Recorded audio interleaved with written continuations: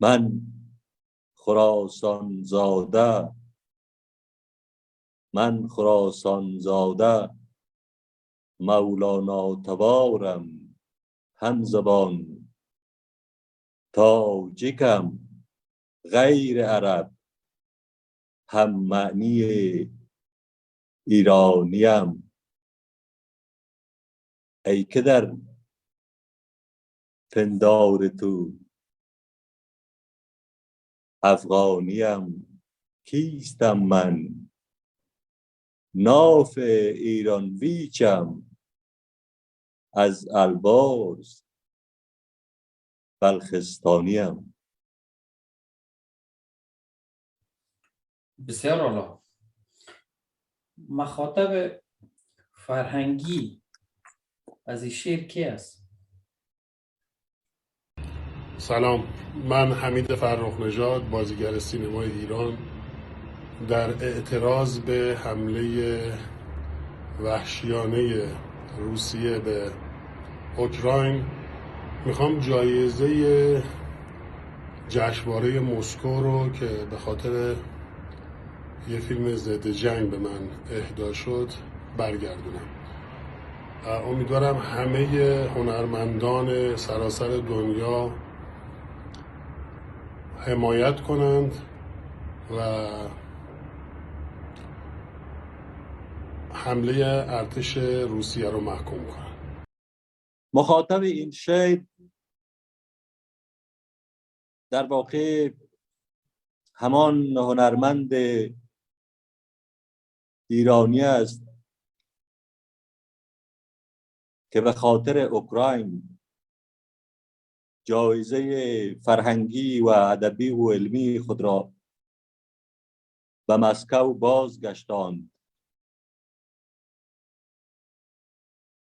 و اعتراض کرد از هجوم روسیه بر سرزمین اوکراین، اما در همسایگی خودش از هجوم ضحاک و از هجوم اهریمن بر کابلستان، بر بلخستان و سمنگان و زادگاه زردشت و زادگاه مولانا و به عشق شمس توجه نکرده بود و هیچ صدای، هیچ ندای، هیچ حرف تاثیرگذاری که نشان دهنده یک عمق معنادار برادری، همزبانی، هم فرهنگی باشد، هیچ وقتی ما از جامعه ایران شاهد نبودیم. چرا ایرانی‌ها بیشتر عقد جهان وطنی میکنن؟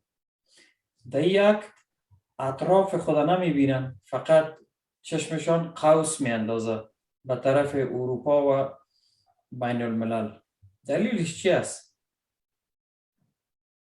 یک رشته از مداخلات غربی در شرق آغاز شده. هر نقطه‌ای که به لحاظ اقتصادی مزاحمت بر تاراجگری غربی داشته باشد، زیر هر عنوانی باشد اونجا سرمایه‌گذاری می شود.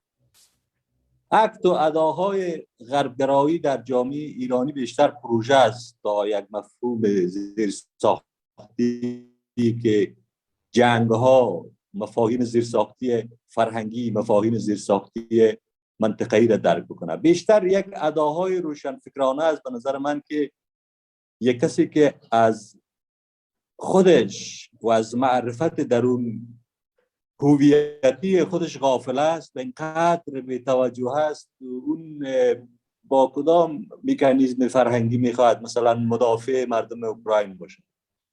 و این یک حقیقت محض نگاهی از بالا و پایین همیشه بوده و وجود داره و بسیار اذیت کننده هم است، در عین حال که خیلی بی مفهوم و خالی از یک رویکرد منطقی است.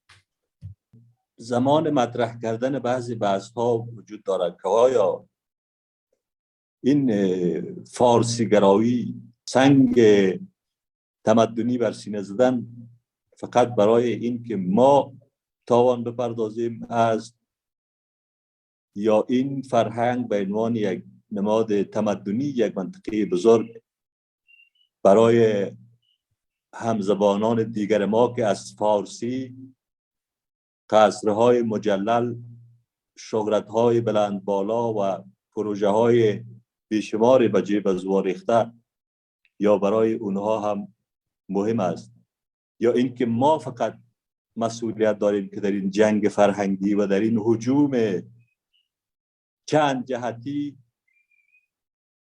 بیاییم به خاطر فارسی قضاوت شویم، به خاطر فارسی حبیب‌الله خان کلکانی تیرباران شود، به خاطر فارسی احمد شاه مسعود درود شود، به خاطر فارسی استاد ربانی